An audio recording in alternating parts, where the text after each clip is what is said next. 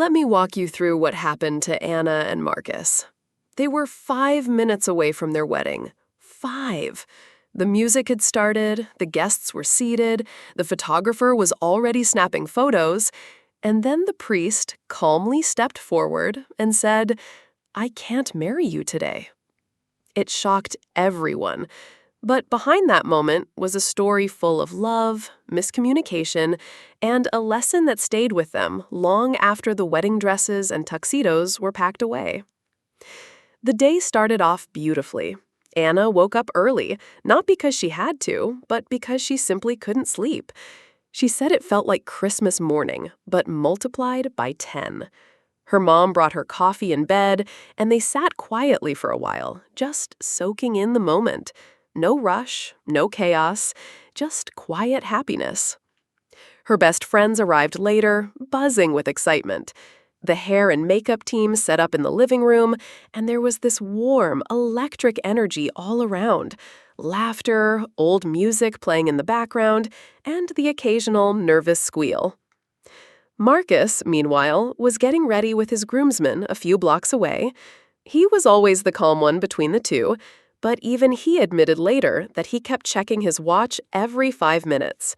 His best man kept teasing him, calling him husband material of the year, and even his usually reserved father gave him a pat on the back and said, "You picked a good one, son." By mid-afternoon, they were both at the church. The ceremony was set for 4 p.m. It was a small but beautiful chapel with stained glass windows and soft light pouring in. The guests began arriving, and everything seemed to be going off without a hitch. Until it didn't. At around 3:55 p.m., just as the wedding planner was signaling the musicians to prepare for the bridal procession, Marcus was pulled aside by the priest. At first, no one thought much of it. Priests often have a few last-minute words with the groom.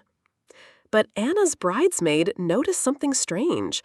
The priest wasn't smiling. In fact, his face was serious, almost apologetic. She leaned over and whispered to Anna, "Hey, I think something's up." Anna brushed it off. It's probably just nerves or a reminder about vows or something. But the minutes ticked by. 3:57, 3:58. Still no signal for the bridal march. Guests were beginning to murmur, wondering if there was a delay. And then Marcus returned to the waiting area, looking pale. "Anna," he said, "we need to talk." Marcus took Anna by the hand and led her to a quiet corner near the back of the chapel. The priest joined them, clearly uncomfortable. He looked at both of them and said, gently but firmly, "I'm sorry, but I can't perform the ceremony today." Anna blinked, trying to understand what she had just heard. "What do you mean? Everything's ready. Everyone is here." The priest nodded. "I know, and this breaks my heart to say, but I was just informed that Marcus's previous marriage has not been formally annulled within the church." Marcus looked like he was about to pass out. "I thought it was taken care of.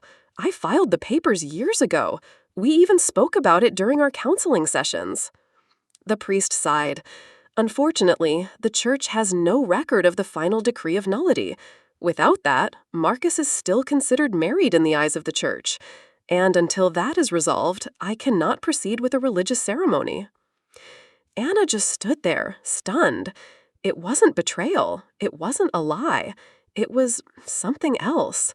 Something that felt unfair, but also real.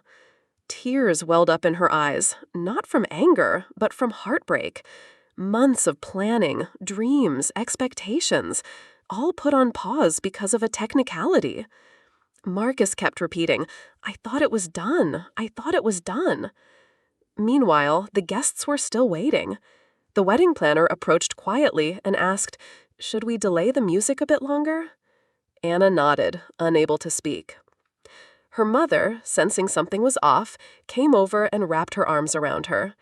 "You don't have to decide anything right now," she whispered. And Anna didn't, because she didn't know what to do. They eventually made an announcement that the ceremony would be postponed due to an unforeseen complication. Some people looked confused. Others, particularly the older folks in the crowd, seemed to sense what had happened. But there was no drama, no yelling, no storming off, just quiet disappointment, shared between two people who loved each other and didn't expect this kind of obstacle. That evening, instead of a reception, they held a dinner for everyone who had come. There were no speeches, no first dance, just heartfelt hugs, quiet conversations, and reassurances from both families. A week later, Marcus followed up with the church and discovered that yes, the annulment paperwork had been started, but it had never been finalized due to a missing document. He had assumed it had gone through and never checked. To be clear, there was no intention to deceive.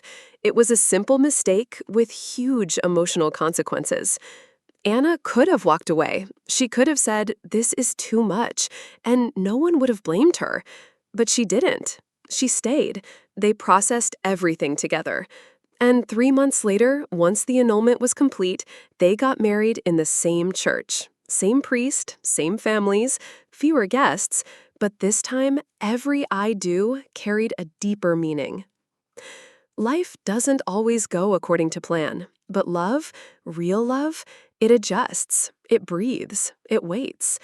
And sometimes the wedding isn't the beginning of your story, it's the challenge that proves you're ready to write the rest of it. Thanks for listening. If you've ever had a moment where life flipped on you at the worst possible time, just know you're not alone.